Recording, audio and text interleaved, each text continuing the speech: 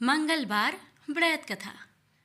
व्यास जी ने कहा, एक बार नैमिषारण्य तीर्थ में 80,000 मुनि एकत्र होकर पुराणों के ज्ञाता श्री सूत जी से पूछने लगे, हे महामुने, आपने हमें अनेक पुराणों की कथाएं सुनाई हैं। आप कृपा करके हमें ऐसा व्रत और कथा बताइए जिसके करने से संतान की प्राप्ति हो तथा मनुष्य को रोग शोक अग्नि सर्व दुख आदि का भय दूर हो, क्योंकि कलयुग में सभी जीवों की आयु बहुत कम है। फिर इस पर उन्हें रोग चिंता के कष्ट लगे रहेंगे तो फिर वह श्री हरि के चरणों में अपना ध्यान कैसे लगा सकेंगे। श्री सूत जी बोले, हे मुनियों, आपने लोक कल्याण के लिए बहुत ही उत्तम बात पूछी है। एक बार युधिष्ठिर ने भगवान श्री कृष्ण से लोक कल्याण के लिए यही प्रश्न किया था। भगवान श्री कृष्ण और युधिष्ठिर का संवाद तुम्हारे सामने कहता हूँ, ध्यान देकर सुनो। एक समय पांडवों की सभा में श्री कृष्ण जी बैठे हुए थे। तब युधिष्ठिर ने भगवान श्री कृष्ण से प्रश्न किया, हे प्रभु नंद नंदन गोविंद, आपने मेरे लिए अनेकों कथाएं सुनाई हैं। आज आप कृपा करके ऐसा व्रत या कथा सुनाइए जिसके करने से मनुष्य को रोग चिंता का भय समाप्त हो और उसको पुत्र की प्राप्ति हो। हे प्रभु, बिना पुत्र के जीवन व्यर्थ है। पुत्र के बिना मनुष्य नरकगामी होता है। पुत्र के बिना मनुष्य पितृ ऋण से छुटकारा नहीं पा सकता और ना ही उसका पुण्यक नामक नरक से उद्धार हो सकता है। अतः पुत्रदायक व्रत बतलाइए। श्री कृष्ण भगवान बोले, हे राजन, मैं एक प्राचीन इतिहास सुनाता हूँ, आप उसे ध्यान पूर्वक सुनो। कुंडलपुर नामक एक नगर था। उसमें नंदा नामक एक ब्राह्मण रहता था। भगवान की कृपा से उसके पास सब कुछ था, फिर भी वह दुखी था। उसका कारण यह था कि ब्राह्मण की स्त्री सुनंदा की कोई संतान न थे। सुनंदा पतिव्रता थी, भक्ति पूर्वक श्री हनुमान जी की आराधना करती थी। मंगलवार के दिन व्रत करके अंत में भोजन बनाकर हनुमान जी का भोग लगाने के बाद स्वयं भोजन करती थी। एक बार मंगलवार के दिन ब्राह्मणी गृह कार्य की अधिकता के कारण हनुमान जी को भोग ना लगा सके, तो इस पर उसे बहुत दुख हुआ। उसने कुछ भी नहीं खाया और अपने मन में प्रण किया कि अब तो अगले मंगलवार को ही हनुमान जी का भोग लगाकर अन्न जल ग्रहण करूंगी। ब्राह्मणी सुनंदा प्रतिदिन भोजन बनाती, श्रद्धापूर्वक पति को खिलाती, परंतु स्वयं भोजन नहीं करती और मन ही मन श्री हनुमान जी की आराधना करती। इसी प्रकार 6 दिन गुजर गए और ब्राह्मणी सुनंदा अपने निश्चय के अनुसार भूखी प्यासी निराहार रही। अगले मंगलवार को ब्राह्मणी सुनंदा प्रातः काल ही बेहोश होकर गिर पड़ी।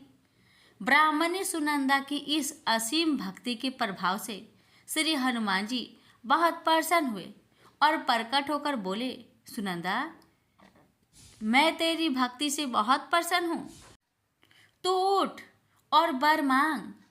सुनंदा अपने आराध्य देव श्री हनुमान जी को देखकर आनंद की अधिकता से विह्वल हो श्री हनुमान जी के चरणों में गिरकर बोली, हे प्रभु, मेरे कोई संतान नहीं है, कृपा करके मुझे संतान प्राप्ति का आशीर्वाद दे, आपकी अति कृपा होगी। श्री महावीर जी बोले, तेरी इच्छा पूर्ण होगी, तेरे एक कन्या पैदा होगी, उसके अष्टांग प्रतिदिन सोना दिया करेंगे। इस प्रकार कहकर श्री महावीर जी अंतर्ध्यान हो गए। ब्राह्मणी सुनंदा बहुत हर्षित हुई और सभी समाचार अपने पति से कहा। ब्राह्मण देव कन्या का वरदान सुनकर कुछ दुखी हुआ, परंतु सोना मिलने की बात सुनी तो बहुत प्रसन्न हुआ। विचार किया कि ऐसी कन्या के साथ मेरी निर्धनता भी समाप्त हो जाएगी। श्री हनुमान जी की कृपा से वह ब्राह्मणी गर्भवती हुई और 10वें महीने में उसे बहुत ही सुंदर पुत्री प्राप्त हुई। यह बच्ची अपने पिता के घर में ठीक उसी तरह बढ़ने लगी जिस प्रकार शुक्ला पक्ष की चंद्रमा बढ़ता है। 10वें दिन ब्राह्मण ने उस बालिका का नामकरण संस्कार कराया। उसके कुल पुरोहित ने उस बालिका का नाम रत्नावली रखा, क्योंकि यह कन्या सोना प्रदान किया करती थी। इस कन्या ने पूर्व जन्म में बड़े ही विधान से मंगल देव का व्रत किया था। रत्नावली का अष्टांग बहुत सा सोना देता था। उस सोने से नंदा ब्राह्मण बहुत ही धनवान हो गया। अब ब्राह्मणी भी बहुत अभिमानी करने लगी। समय बीतता रहा। अब रत्नावली 10 वर्ष की हो चुकी। एक दिन जब नंदा ब्राह्मण प्रसन्नचित्त था, तब सुनंदा ने अपने पति से कहा, मेरी पुत्री रत्नावली विवाह की योग हो गई है, अतः आप कोई सुंदर तथा योग वर देकर इसका विवाह कर दे। यह सुन ब्राह्मण बोला, अभी तो रत्नावली बहुत छोटी है। तब ब्राह्मणी बोली, शास्त्रों की आज्ञा है कि कन्या 8वें वर्ष में गौरी, 9 वर्ष में रोहिणी, 10वें वर्ष में कन्या, इसके पश्चात रजवाला हो जाती है। गौरी के दान से पाताल लोक की प्राप्ति होती है। रोहिणी के दान से वैकुंठ लोक की प्राप्ति होती है। कन्या के दान से इंद्रलोक में सुखों की प्राप्ति होती है। अगर हे पतिदेव रजवाला का दान किया जाता है तो घोर नरक की प्राप्ति होती है। इस पर ब्राह्मण बोला, अभी तो रत्नावली मात्र 10 ही वर्ष की है और मैंने तो 16-16 साल की कन्याओं का विवाह कराए हैं, अभी जल्दी क्या है। तब ब्राह्मणी सुनंदा बोली, आपको तो लोभ अधिक हो गया है।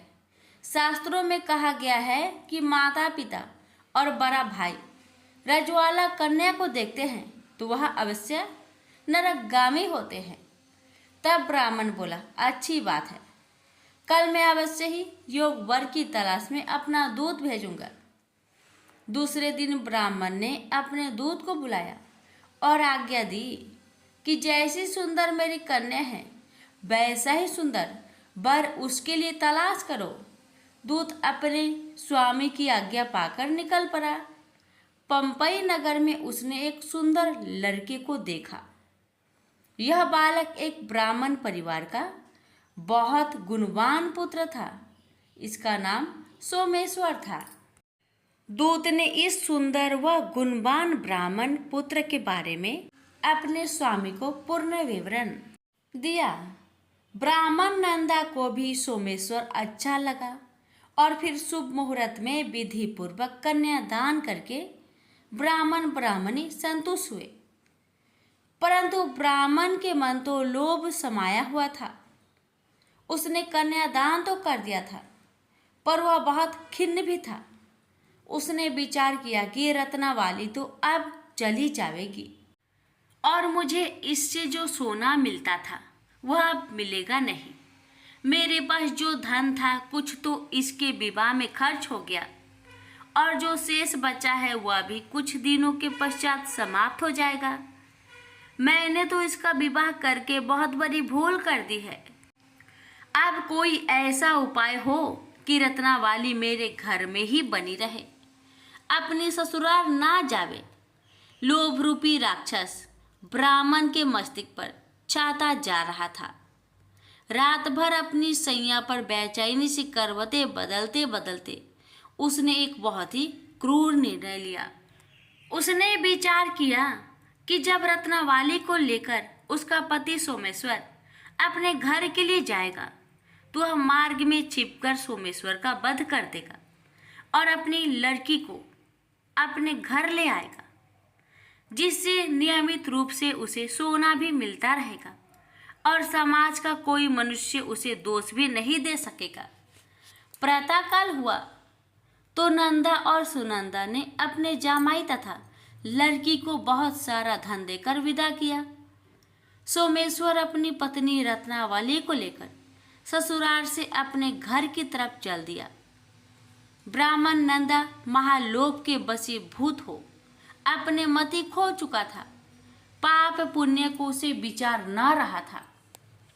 अपने भयानक व क्रूर निर्णय को कार्य रूप देने के लिए उसने अपने दूत को मार्ग में अपने जामाई का वध करने के लिए भेज दिया था, ताकि रत्नावली से प्राप्त होने वाला सोना उसे हमेशा मिलता रहे और वो कभी निर्धन ना हो।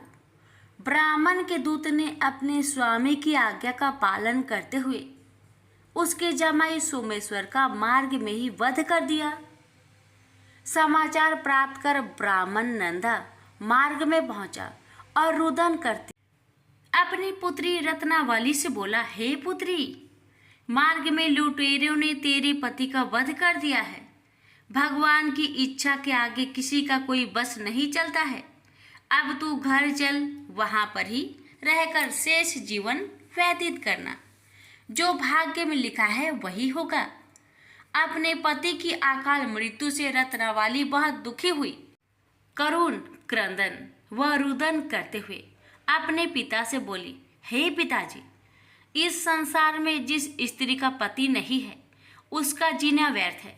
मैं अपने पति के साथ ही अपने शरीर को जला दूंगी और सती होकर अपने इस जन्म को माता पिता के नाम को तथा सास ससुर के यश को सार्थक करूंगी। ब्राह्मण नंदा अपनी पुत्री रत्नावली के वचनों को सुनकर बहुत दुखी हुआ। विचार करने लगा, मैंने व्यर्थ ही जामाई वध का पाप अपने सिर लिया। रत्नावली तो उसके पीछे अपने प्राण तक देने को तैयार हो। मेरा तो दोनों तरफ से मरण हो गया। धन तो अब मिलेगा नहीं। जामाई वध के पाप के फलस्वरूप यम यातना भी भुगतनी पड़ेगी। यह सोचकर वह बहुत खिन्न हुआ। सोमेश्वर की चिता बनाई गई। रत्नावली सती होने की इच्छा से अपने पति का सिर अपनी गोद में रखकर चिता में बैठ गई। जैसे ही सोमेश्वर की चिता को अग्नि लगाई गई, वैसे ही प्रसन्न हो मंगलदेव वहां प्रकट हुए और बोले, हे रत्नावली, मैं तेरी पति भक्ति से बहुत प्रसन्न हूँ, तू वर मांग। रत्नावली ने अपने पति का जीवन दान मांगा।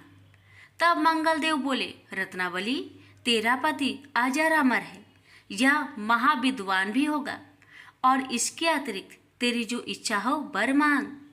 तब रत्नावली बोली, हे ग्रहों के स्वामी, यदि आप मुझ पर प्रसन्न हैं तो मुझे यह वरदान दीजिए कि जो भी मनुष्य मंगलवार के दिन प्रातः काल लाल पुष्प लाल चंदन से पूजा करके आपका स्मरण करे, उसको रोग व्याधि ना हो, सज्जनों का कभी वियोग ना हो, सर्प अग्नि तथा शत्रुओं का भय ना रहे। जो स्त्री मंगलवार का व्रत करे वह कभी विधवा ना हो। मंगलदेव तथास्तु कहकर अंतर्ध्यान हो गए। सोमेश्वर मंगलदेव की कृपा से जीवित हो उठा।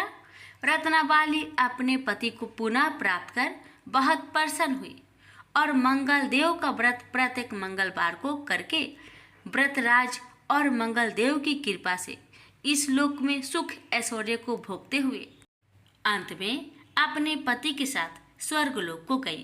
प्रेम से बोलिए मंगल देव की जय।